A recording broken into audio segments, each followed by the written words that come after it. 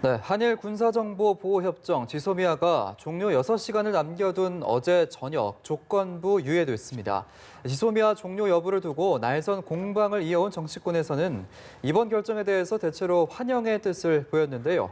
네, 청와대 앞에서 단식 농성을 벌이고 있는 자유한국당 황교안 대표는 정부의 지소미아 종료 유예 결정에도 단식을 계속하겠다는 뜻을 굽히지 않고 있습니다. 오늘 이와 관련해서 전문가와 함께 관련 내용 짚어보도록 하겠습니다. 배종우 세한대 교수 그리고 장성호 건국대 행정대학원장 모셨습니다. 어서 오시죠. 어서 오십시오. 네, 안녕하세요. 네. 일단 계속해서 한일 갈등이 이어져 왔고 그렇기 때문에 지소미아가 종료될 것이다라고 무게가 많이 쏠렸었는데 극적으로 반전이 일어났습니다. 조건부 그렇습니다. 유예가 된 건데 두 분은 일단 이런 정부의 결정 어떻게 보시는지 먼저 배 교수님부터 말씀해 주시죠. 네, 매우 잘한 선택이다 이렇게 봅니다. 말씀하신 대로 6시간 종료 앞두고 대반전이 일어났지 않습니까? 예. 결국 이제 이런 선택을 할 경우에는 엄청난 파국이 휘몰아 닥칠 것이다.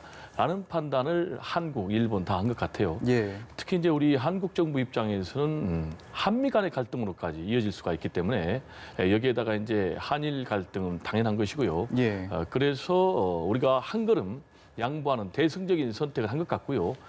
일본도 결국은 반 걸음 정도 양보를 한 것 같아요. 왜냐하면은 반 걸음 정도? 네, 우리가 왜 한 걸음이냐면은 우리는 일단 지소미아 파기 종료를 유예를 했고 네.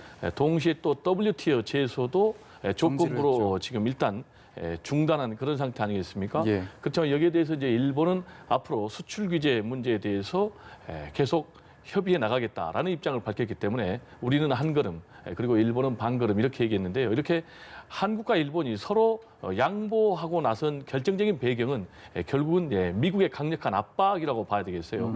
미국이 당초에는 한국에 대해서만 일방적으로 압박을 했는데 여기에 대해서 우리 문재인 대통령도 왜 원인 제공자인 일본에 대해서는 압박을 하지 않느냐라고 네. 얘기하니까 일본에 대해서도 에스퍼 미 국방장관이 압박을 하겠다라고 해서 실제로 스트렐 동아시아 태평양 차관부가 강력하게 일본에도 압박을 했어요. 그래서 이제 막판에 이렇게 양쪽이 양보를 하면서 극적인 타결이 나왔는데 문제는 지금부터라고 봐야 돼요. 예. 왜냐하면 이게 임시 방편적인 봉합 상태거든요. 예. 그래서 앞으로 어떻게 한일이 대화와 협상을 통해서 절충안을 만들어내느냐.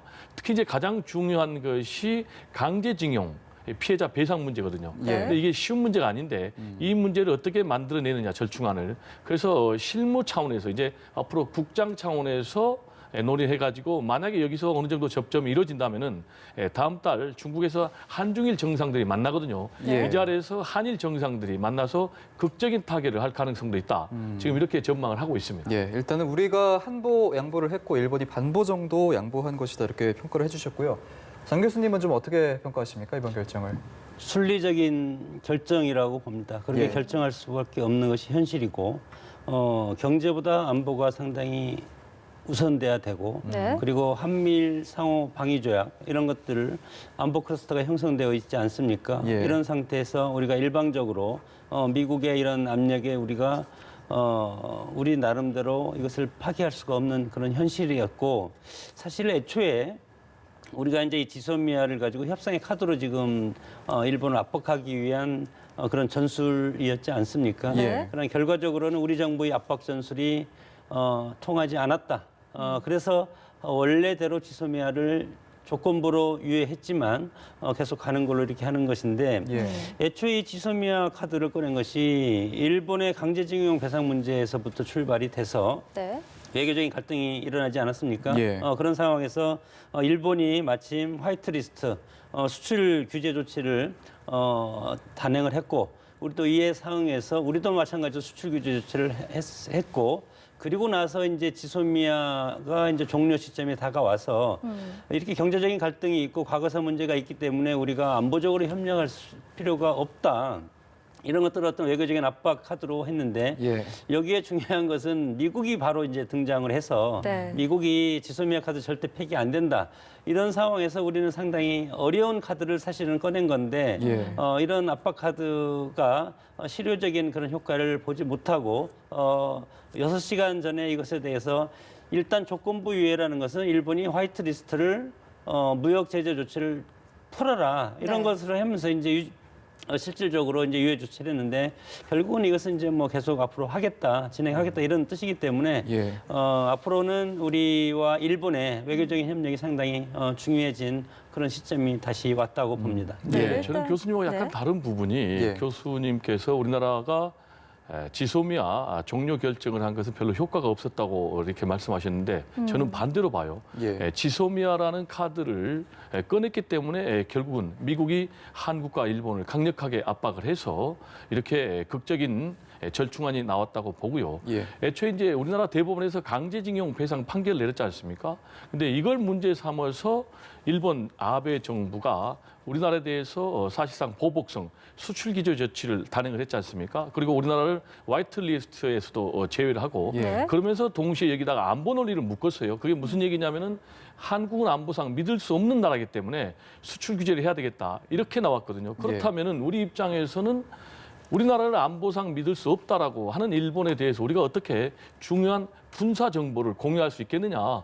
그러면 이제 우리는 지소미아 이 종료를 하겠다라고 이제 카드를 강력하게 꺼내니까 예. 결국 이제 여기에 대해서 가장 영향을 받는 측이 미국이에요. 예. 왜냐하면 미국은 결국은 한국하고 일본하고 미국 삼각 군사안보 협력 체제를 만들어서 결국 이제 대중국 포위에 나서겠다. 이게 인도 태평양 전략하고 맞물리거든요. 예. 그래서 이제 미국이 강력하게 나서서 결국은 극적인 반보 타결을 이뤘고 앞으로 그동안에 이제 전혀 대화 협상에 나서지 않았던 일본이 앞으로 이제 이 문제에서 대화 협상에 나서겠다 했기 때문에 저는 결국은 앞으로 일본 그리고 우리 한국이 어떻게 이 강제징용 피해자 배상 문제를 만드느냐에 따라서 네. 충분히 양측이 새로운 미래로 나갈 수 있는 그런 계기를 마련했다 이렇게 평가를 하고 싶습니다. 예. 네. 아니, 제가 말씀드린 거랑 똑같은 말씀을 지금 하시는데 그 그렇습니까? 반박이라고 저는 생각하지 않고요. 네네. 미국이 압박을 한 것은 미국의 국익을 위해서 압박을 한 것이지 그럼 미국이 지소미아 폐기를 하지 말으라고 한 것은 우리한테 지금 그러면 어떤 이익이 있습니까? 우리가 그러면 일본이 이거에 대해서 수출 규제 해소 방안, 수출 규제 화이트리스트를 지금 폐기한다고 하고 있지 않지 않습니까? 예. 미국이 경제 문제까지 이것을 개입할 수는 없다고 봅니다. 예. 다만 미국은 지소미아 문제는 여러 가지 안보상의 문제이기 때문에 예. 한국이 이거에 대해서 지소미아를 종료하지 말고 계속 이어가라. 이런 권고를 해서 우리가 받아들인 것이고 다만 여기에서 아쉬운 것은 우리가 지소미아 카드를 일본한테 꺼내 드는 것은 미국을 매개로 해서 미국이 일본에 압박을 해서 화이트리스트라는 경제적인 제재 조치를 풀어라. 여기까지 우리가 이제 겨냥을 해서 한 건데 네. 결국은 우리가 그런 어떤 실질적인 성과는 아직 우리한테 오지 않지 않습니까? 예. 그런 취지로 얘기했고 예. 그것이 우리 교수님이 말씀하신 거랑 저랑 똑같은 얘기입니다. 그러니까 정리하자면 이제 실질적인 상응 조치는 저희가 못 얻어냈지만 네. 어쨌든 이제 더 나아가서 협상까지 좀 갈 수 있는 교두보를 마련했다라는 두 분의 말씀이셨고요. 예. 네, 일단은 그러면 두 분의 평가를 들어봤으니까 저희가 정치권 얘기로 좀 넘어와서 일단 정치권의 분위기는 대체로 환영하는 분위기입니다. 이 조건부 연장에 대해서. 하지만 여야 간의 온도차는 좀 미묘하게 있는 것 같아요. 일단 이 문제에 대해서는 모처럼 한국당도 환영의 뜻을 밝혔어요. 예. 이게 이제 굉장히 주목되는 것이고 다만 정의당만 좀 실망스럽다 이런 표현을 냈어요. 정의당은 원칙이 좀 훼손됐지 않았느냐. 아하. 이번 기회에 확실하게 지소미아를 종료했어야 된다라는 이제 주장이고요. 한국당은 일단 잘했다라고 했고 지금 민주당 입장에서는 원칙 있는 우리 외교의 승리다 이렇게 평가를 했어요. 그리고 예. 오히려 이걸 계기로 해서 안보 불안이 해소가 되고 한미 동맹이 강화됐다 이렇게 평가를 했고 여기에 대해서 한국당은 국민의 승리다라고 이제 해석을 해서 약간 온도차가 있고 특히 네. 이제 바른미래당 입장에서는 왜 조건을 달았느냐 아예 조건을 빼지. 근데 저는 이 부분에 있어서는 반대입니다. 왜냐하면은 만약에 우리가 조건을 걸지 않고 일방적으로 항복하는 듯한 그런 형식의 만약에 합의를 했다면은 국민 정서가 용납할 수 없다. 예. 그리고 우리가 일본을 향해서 쓸 수 있는 지렛대가 상실돼 버린다. 그래서 계속해서 일본을 대화와 협상으로 우리가 유도하되 다만 우리가 쓸 수 있는 지렛대는 그대로 확보해야 된다. 라는 것이 입장이고요. 만약에 이제 이런 논리가 계속되면은 결국은 그러면은 일본이 우리나라한테 수출 규제할 때 우리는 그럼 가만히 있어야 되느냐라는 논리로 연결되고요. 그리고 더 그 이전에 일본이 강제징용 우리나라 대법원의 배상 판결에 대해서 문제 제기해서 수출 규제를 했을 때 그럼 우리는 또 그걸 당연하다고 받아들여야 되느냐 이런 이제 논리적인 모순에 봉착하기 때문에 예. 주권 국가로서의 국익도 지키고 자존심을 지키기 위해서는 뭔가 우리도 대응 카드, 그러니까 지소미아 종료라는 그런 카드를 꺼내 들었다는 것이 저는 맞고요. 네. 그 결과 이제 일본도 대화 협상의 장으로 나오는 그런 결과를 만들어냈고, 다만 이 문제와 관련해서 계속해서 우리나라가 일본과 외교적인 갈등을 빚을 때 보수 쪽에서 마치 일본의 논리를 대변하는 일본의 대변인격인 그런 이제 모양을 많이 보여줬는데 예. 특히 이제 국익 그리고 안보 또는 외교 이런 분야에 있어서는 좀 당리당략을 뛰어넘어서 크게 초당적인 입장을 보여줄 필요가 있다. 네. 이런 말씀을 좀 강조하고 싶습니다. 예. 그 한국당이 지소미아를 유지해야 된다. 이렇게 얘기한 것이 저는 뭐 일본을 대변한다고 표현하는 건 좀 어폐가 있다고 저는 생각이 듭니다. 네. 한국당이 얘기하는 것은 지금 뭐 당위론을 얘기하는 것이고 한미 안보가 강화돼야만이 동북아에서 북한의 핵을 견제하고 그리고 동북아에서 중국과 러시아, 북중러의 그런 안보 삼각동맹을 우리가 이제 견제할 수 있다.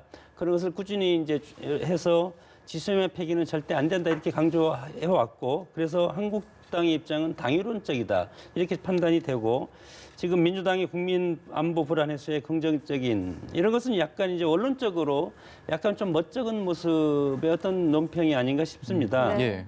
왜냐하면 지소미아 카드를 일본의 그 수출 규제 화이트리스트를 폐기하는 이런 데 지렛대로 삼아서 미국의 압력을 기대를 했는데 일본이 여기에 아직까지는 먹히지 않고 있지 않습니까? 네. 이런 상황에서 약간은 성과가 없이 이렇게 끝났기 때문에 상당히 아쉬운 그런 것들이 이제 민주당의 모습이고, 여기에서 만약에 이 지소미아 카드를 꺼냈을 때 일본이 그래 우리 징용 문제라든가 이런 것들은 경제적인 것은 전향적으로 우리가 서로 풀자 이렇게 하고, 그러면 다만 안보적으로 지소미아는 앞으로 계속 가자 이렇게 해서 합의를 이끌어냈다면 예. 이것은 정말 문재인 정부와 민주당의 승리라고 생각이 드는데 지금 유예를 하지 않았습니까? 예. 얘기를 하지 않고, 그렇기 때문에 약간은 멋쩍은 그러나 원론적인 그런 반응을 보일 수밖에 없지 않았나 이렇게 판단이 듭니다. 예. 그 한국당도 반겼다고 말씀해 주셨는데 황교안 대표 같은 경우에 지금 단식 농성을 이어가고 있는 와중에 지소미아가 유지가 됐는데도 단식을 풀지 않고 있습니다. 공수처법이라든지 뭐 선거법 이런 거 관련해서 요구사항이 아직 남아 있기 때문에 그런 겁니까? 좀 의중을 좀 어떻게 풀어봐야 될까요? 그래서 이제 말씀하신 대로 황교안 대표가 단식에 들어가면서 세 가지 조건을 내세웠지 않습니까? 하나는 지소미아를 종료하면 안 된다. 예. 그리고 공수처 설치법 반대한다. 그리고 선거법 개정 반대한다. 이 세 가지를 걸었는데 그 중에서 이제 하나만 해결됐다. 그리고 나경원 원내대표가 방문했을 때 자기는 원래 선거법 때문에 이 단식 농성에 들어갔다라고 얘기를 했거든요. 예.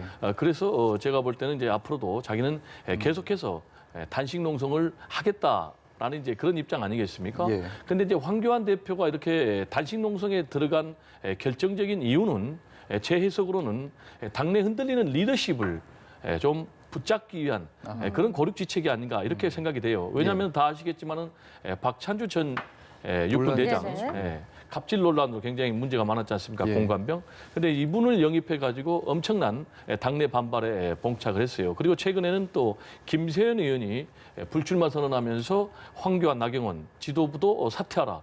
이렇게 이제 강력하게 문제 제기됐거든요. 예. 그러다 보니까 이렇게 흔들리는 당내 리더십을 막기 위해서 전격적으로 불쑥 단식 농성이라는 카드를 꺼낸 것이 아닌가. 네. 그러니까 제가 볼 때 일종의 대내용이라고 보고요. 예. 또 그리고 동시에 여기에 이제 담겨 있는 여러 가지 함의가 지금 이제 황교안 대표 입장에서는 선거법 그리고 공수처법, 패스트트랙 법안이 국회에서 본회의에서 처리되는 걸 막기 위해서 뭔가 강력한 카드가 필요하거든요. 예. 네. 그래서 의원직 전원 사퇴, 총사퇴 108명 지금 이 카드를 끌어내기 위한 그런 것을 해석이 돼요.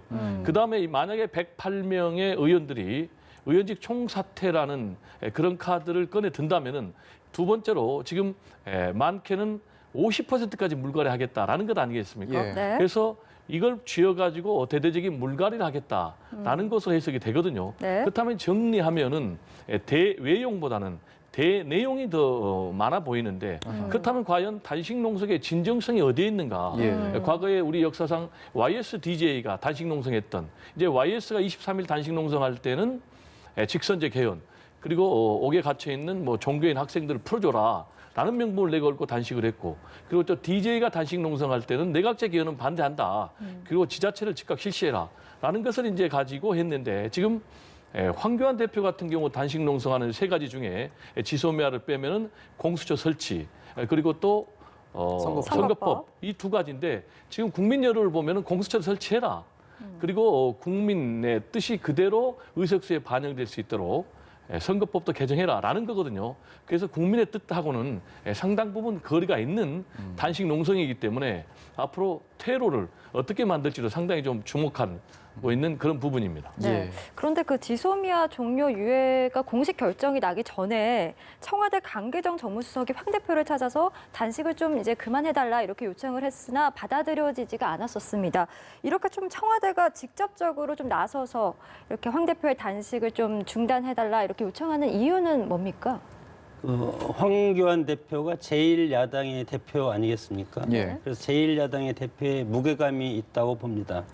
그냥 마냥 같은 당, 민주당처럼 그렇게 비난을 할 수도 없고 대통령은 전 국민의 대통령 아니겠습니까? 그리고 국회에서 단식이 아니고 청와대 앞에서 단식을 하는 것은 대통령께 대화를 1대1로 요청을 해서 받아주지 않기 때문에 대화를 요청하면서 단식을 하겠다. 그리고 2번째 명분은 지소미아나 공수처나 선거법의 폐기 이런 것들을 제1야당의 힘으로서는 안 되기 때문에 이런 것들을 여론에 호소하고 또 죽음을 각오한다는 말을 몇 차례 쓰고 있습니다. 네. 이 죽음을 결사항쟁이라는 그런 말을 쓰고 있는 것은 극한적인 정치 문화, 우리 현대사에 뿌리 깊게 내려 있는 극한적인 정치 문화에 깊숙이 호소하고 있는 이런 고도의 정치적인 전략이 아닌가. 물론 여당이라든가 다른 야당에서는 이것에 대해서 폄하하는 듯한 그런 비난도 하지만 정치인은 감옥에 가는 것 빼고 모든 것이 다 정치적인 행위로 국민들은 읽고 그리고 이거에 대해서 박수도 치고 비난도 하고 하지 않습니까? 황교안 대표의 이런 단식, 투쟁 이런 것도 마찬가지로 정치인의 한 행동이고 물론 이것이 잘 됐다 잘못됐다 그런 것을 같이 판단하는 것은 아니고 예. 여기에서 정부 수석이 2차례나 내려와서 단식 중단을 하는 것은 지난번에 조국 사태 때 네. 삭발한 경우가 있지 않습니까? 그런 경험도 있고 황교안 대표는 지금 종교인입니다. 종교인이기 때문에 종교인들의 어떤 순교적인 자세 이런 것들을 지금 가만히 들여다보면 있기 때문에 이것이 그냥 끝날 황교안 대표가 아니지 않을까 이런 생각에 일단은 정무수석을 내보내서 이것을 타협점을 찾아서 대화로서 풀어보고 그것이 안 되면 이제 또 다른 사태가 올 가능성도 있기 때문에 선제적으로 청와대에서 대처하는 그런 모습이라고 봅니다. 예, 네. 말씀해 주신 것처럼 이제 여당 쪽에서는 비판이 계속 수위가 높아지고 있는데 이제 얼마 전에 이종걸 의원이 성희롱 논란 글을 쓰기도 했고요. 이런 부분 좀 아쉬운 것 같아요. 네. 제가 볼 때 뭐 막말까지는 아니고요. 충분히 좀 논란이 될 그런 이제 사항이라고 봐요. 네. 나경원 원내대표가 황교안 대표에게 보내는 뭐 일종의 편지 형식이랄까요. 그런 식으로 해서 입장을 밝혔는데 거기에 보면 이제 오빠라고 돼 있지 않습니까? 예. 그래서 지금 한국당에서는 당 지도부에 대해서 이렇게 오빠라는 표현을 쓸 수 있느냐. 명백한 성희롱이다라고 얘기를 하지만 제가 볼 때는 뭐 성희롱은 아니라고 보고요. 다만 조롱에 가까운 것이죠. 본인 측은 이제 풍자라고 얘기를 하지만은 현재 단식 농성 중인 제1야당의 대표를 향해서 조롱하는 듯한 그런 글을 쓴 거는 상당히 제가 볼 때는 바람직하지 않다. 다만 황교안 대표하고 그리고 이종걸 의원하고는 굉장히 독특한 인연이 있어요. 일단 경기고등학교 동기 동창이에요. 예. 근데 이제 한쪽은 민주당의 상당히 야당. 중진 의원이고 또 한쪽은 야당의 원내대표고 네. 그렇다 하더라도 경기고등학교 동기 동창이면 좀 잘 지내야 될 텐데 이런 생각이 드는데 이종걸 의원 같은 경우는 이제 독립후손가의 자손이거든요. 그래서 네. 이제 굉장히 평소에 정의감이 강하고 젠틀하다 이런 평가를 받고 있는데 이종걸 의원 입장에서는 공안검사 출신 황교안 대표가 상당히 못마땅한 그런 감정을 갖고 있고 그런 인식들이 이번 글에 좀 표출된 것 같아요. 이전에도 그를 통해서 공수처법이 왜 필요하냐. 떡값 리스트에 이름이 올랐던 황교안 검사 같은 사람들을 처벌하기 위한 것이다라는 글을 남긴 정도 있었거든요. 예. 그래서 두 사람들의 이런 묵은 감정, 인식들이 이번 글에 표출된 것 같은데 그래도 좀 점잖게 네. 글을 정리하는 것이 더 바람직하지 않나 이런 생각이 좀 듭니다. 네. 이런 가운데 민주당에서는요, 다음 주부터 이제 패스트트랙 법안 처리와 관련해서 본격적으로 협상을 하겠다 이렇게 입장을 밝혔고 일부 좀 야당과 우선적으로 합의를 하고 있는 것으로는 알려지고 있는데 이렇게 여야 4당이 이제 합의안을 도출을 하면 황교안 대표와 또 자유한국당과의 충돌은 좀 불가피해 보입니다. 뭐 애초에 출발부터 이제 잘못된 것이 의회의 그 합의 정신이 있지 않습니까? 대화, 토론, 그리고 타협, 그리고 그것이 입법화, 그리고 국민들이 그것을 시행하는 예. 이런 절차가 전통적인 민주주의 절차인데 이 절차적 민주주의가 지금 이루어지고 있지 않는 것이 제일 야당과 모든 것을 사실은 합의해야 되는데 네. 지금은 여야 사당이 이것에 대해서 주도를 해 가고 있고 한국당은 일단 모든 것에 지금 반대하고 있지 않습니까? 예. 너무 차이가 크다. 그렇기 때문에 충돌은 불을 보듯 뻔한 것이 이제 이 충돌 상황이고 그렇기 때문에 지금 황교안 대표가 단식 투쟁을 할 수밖에 없는 이런 상황으로 이제 온 것은 오롯이 정치권의 책임이고 제1야당의 책임일 수도 있다고 봅니다. 네. 다만 여당이 공수처법이라든가 선거법이라든가 준연동형 비례대표제 이런 것들을 강력하게 밀어붙이기 위해서 패스트트랙까지 신속 처리 안건으로 지정해서 지금 태웠지 않습니까? 예. 그래서 선거법은 27일이고 검찰개혁 공수처법은 12월 3일 날 본회의에 자동 부의하게 되어 있는데 네. 이제 뭐 처리 시한이 이제 뭐 얼마 남지 않았습니다. 이틀 정도밖에 남지 않았기 때문에 이것이 상당히 다급하고 저는 상당히 중요한 것이 이제 선거법이 핵심적인 사안이라고 봅니다. 선거법이 한국당은 무조건 반대를 저는 하리라고 보고 그러면 준연동형 대표제로 해서 선거법이 통과가 되려면 준연동형 대표제라는 것은 소수당한테 유리하게 해서 표의 등가성 유지해 주는 것이 핵심적인 취지인데 지금 여야가 얘기하는 것이 250대 50, 비례가 50이면 3석 정도밖에 차이가 나지 않습니까? 예. 네. 그러면 이런 것들이 처리를 한다고 하더라도 정치적인 효과가 그렇게 크지는 않을 것이다. 그리고 이것이 과연 개혁의 취지에 맞는 것인가?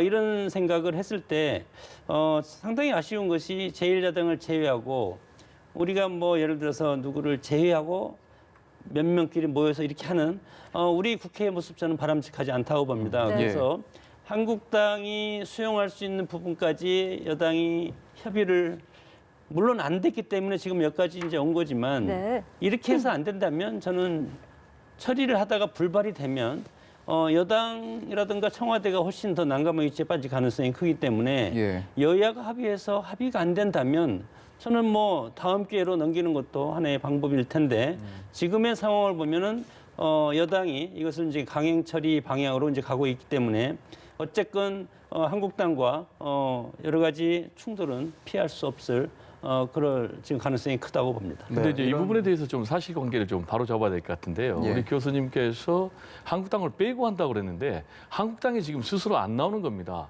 그게 뭐냐면은 여야 5당 원내대표들이 연동형 비례대표 도입을 최대한 검토한다라고 합의를 했어요. 그런데 정작 한국당이 이 논의의 장에 나오지도 않았어요. 그래가지고 마지막으로 한국당이 내놓은 카드가 아예 비례대표를 다 없애버리는 그런 걸 가지고 협상을 하겠다고 하니까 이거는 아예 안 하겠다는 얘기죠. 이건 당초에 여야 5당 원내대표가 합의했던 정신하고도 전혀 안 맞고요. 예. 그리고 국민들의 요구하고도 전혀 안 맞고요. 그리고 민심과 의석수를 일치하겠다는 선거제도 계획하고도 전혀 안 맞고요. 이런 태도는 굉장히 바람직하지 못하고요. 이렇게 계속 되니까 최근에 지금 한국당을 제외한 여야 4당 대표들이 그래도 우리는 마지막까지 이 선거법은 게임의 룰이기 때문에 최대한 한국당을 포함해서 합의 처리를 원칙으로 하되 한국당이 지금처럼 계속해서 논의의 테이블에 오는 것 자체로 그 자체도 거부한다면은 우리는 결국은 표결 처리할 수밖에 없다라는 것이고요. 이 얘기는 표결 처리한다는 게 아니고 빨리 지금 협상 테이블, 최소한 논의 테이블에 와서 협상하라는 거예요. 지금 이제 핵심 쟁점을 보면은 지역구와 비례대표 이 비율을 어느 정도 할 것인지, 그리고 현행 300석으로 되어 있는 의석수를 과연 늘릴 것인지 말 것인지 이 부분이거든요. 그러면은 네. 한국당이 논의 테이블에 앉아서 협상을 하면 충분히 협상이 가능한 것이거든요. 그래서 제가 좀 한국당에게 얘기하고 싶은 것은 빨리 하루빨리 논의 테이블에 앉아서 선거법, 국민들이 원하는 선거법 개정안에 합의를 해서 원만하게 국회 본회의에서 표결 처리하는 것이 바람직하다. 이런 말씀 좀 드리고 싶습니다. 예, 국회에서 좀 올바른 방식으로 좀 합의를 보는 게 좋겠죠, 시나리오가. 근데 뭐 한국당이 그 협상회장에 안 나갔다 하는데 상시적으로 만납니다. 여야 대표가 만나고 그리고 원내 수석 부대표들이 상시적으로 만나서 하는데 근본적인 차이가 큰 것이 문제이기 때문에 지금 이제 이것이 대화가 안 되는 것이죠. 그래서 예. 대화가 안 되면 의회에서 대화가 안 되면 이것이 입법화될 수가 없지 않습니까? 예. 특히 이제 총선을 불과 6개월 남겨놓고 상당히 예민한 이 시점에서 선거법이 통과된다 하더라도 선거구 조정 문제가 상당히 어려울 것이다. 그래서 이것이 이제 투표에 들어가면 결과에 따라서 이것이 실패한다면 여당의 책임이 훨씬 커진다. 저는 이제 그런 우려스러운 측면에서 이제 말씀을 드리는 것이지 예. 제가 뭐 한국당 편을 들거나 그런 것은 절대 아닙니다. 알겠습니다. 네. 일단은 총선 얘기해 주셨듯이 이제 여야 신경전이 격해지는 이유도 총선을 앞두고 있지 않았나 그런 생각이 드는데 총선 얘기 한번 넘어가 보겠습니다. 이 한국당 같은 경우에 공천 컷오프 비율이 확정이 되면서 좀 쇄신 비율이 커졌어요. 그래서 논란이 되고 있는 것 같은데 이 부분 한번 좀 정리를 해볼까요? 네, 지금 이제 한국당이 컷오프 비율을 현역 3분의 2, 그러니까 33%죠. 상당히 많은 거예요. 왜냐하면은 이걸 그대로 적용하다 보면은 실제로 최종적으로 현역 교체율은 50% 갈지 갈 수 네. 있다. 이렇게 한국당에서 전망을 하고 있거든요. 예. 근데 이제 이게 왜 중요하냐면은 역대 선거를 보면은 실제로 현역 의원 교체 비율이 높으면 높을수록 그 당이 총선에서 승리를 했어요. 네. 실제로 이제 한국당 같은 경우에 지난 19대 때 25%를 컷오프 시켰는데 실제로는 한 41% 정도 현역 의원이 교체가 됐거든요. 네. 그래서 총선에서 이제 압승을 했어요. 예. 그러나 반대로 20대 총선에서는 우리가 다 기억하고 있지만은 김무성 당시 원내대표가 옥새 파동을 일으켰지 않습니까? 네. 예. 그때 이제 현역 의원 교체율이 실제로 보니까 23% 정도밖에 안 됐어요. 그래가지고 이제 결국은 참패를 했는데 그래서 이번에는 이제 대대적으로 현역 의원 물갈이를 하겠다라는 입장인데 예. 중요한 것은 지금 당내 다선들 그리고 영남 의원들 그리고 친박 의원들이 굉장히 반발하고 있거든요. 예. 그래서 이걸 어떻게 넘을지가 숙제고 두 번째 숙제는 현역 의원 교체 비율이 높은 것도 좋지만은 어떤 사람들로 채우느냐가 굉장히 중요하다. 지금 그래서 일부에서는 그물에 그물이면 무슨 의미가 있느냐라는 얘기인데 이게 무슨 얘기냐면은 지금 한국당의 현역 의원들을 분석을 해보니까 대략 40% 정도가 관료 출신 판검사 그리고 군 장성 이렇게 돼 있거든요. 그러니까 당이 굉장히 관료화돼 있기 때문에 사회적인 약자들 또는 다양한 그런 계층의 이익을 또 요구를 관철을 반영을 못하고 있다는 얘기예요. 그래서 물갈이도 중요하지만은 청년이라든지 여성이라든지 사회적 약자라든지 다양한 계층의 목소리를 대변할 수 있는 사람들로 물갈이하는 것이 굉장히 중요하다. 이런 말씀 좀 강조하고 싶습니다. 네, 예. 한편 또 민주당은 이 총선 공천 전략을 공개했는데 여기서 이 비례대표를 뽑을 때 당원 그리고 일반 국민으로 구성된 국민공천심사단 이걸로 이제 1박 2일 합숙 면접을 거쳐서 뽑겠다라고 밝혔는데 뭐 차별화 전략인 측면에선 좋은 것 같은데 이게 과연 실효성이 있는가에 대해서도 많은 분들이 또 의문을 표하고 계시거든요. 시스템 공천인데 이제 시스템 공천은 주관성을 배제하고 정당의 대표라든가 특정인들이 공천을 좌지우지하지 못하게 하는 그래서 일반 국민들이 들어와서 후보자를 선정하는 그런 것을 많이 씁니다. 우리 정당에서. 예. 근데 저는 어떻게 보면은 정당의 주인은 정당의 당원 아니겠습니까? 네. 정당의 당원들이 그것을 해결하지 못하고 그거랑 똑같습니다. 국회의원들이 의회에서 해결하지 못하는 이것을 정치의 사법화처럼 검찰이라든가 이런 데 맡기는 거랑 똑같이 정당 내부에서 정당의 주인들이 이것을 결정하지 못하고 정당 당원이 아닌 일반 국민들한테 맡기는 것은 어떻게 보면 첫 번째는 본선 경쟁력을 보자. 그런 것도 있고 두 번째는 어떤 특정인의 입김이 여기에 들어가는 그런 어떤 공천 그런 뭐 좀 예를 들어 전략 공천 같은 거 이런 것들을 이제 막자는 고육직책인데 네. 어쨌건 이렇게 해도 저렇게 해도 이렇게 해서 뭐 해서 정량 뭐 정성 평가를 해서 나중에 하지만 결국은 이것이 이렇게 보면은 이제 본선 경쟁력이 또 안 좋을 수도 있고 어떻게 보면은 외부인들이 이것에 대해서 결정을 하는 방식 아니겠습니까? 예. 그렇기 때문에 장점도 있고 그리고 단점도 있고 그렇기 때문에 이것은 각 정당에서 이것에 대해서 결정할 문제라고 봅니다. 예, 알겠습니다. 오늘 두 분 말씀은 여기까지 듣도록 하겠습니다. 지소미아 유예 결정 그리고 정치권 소식까지 짚어봤습니다. 고맙습니다. 네, 감사합니다.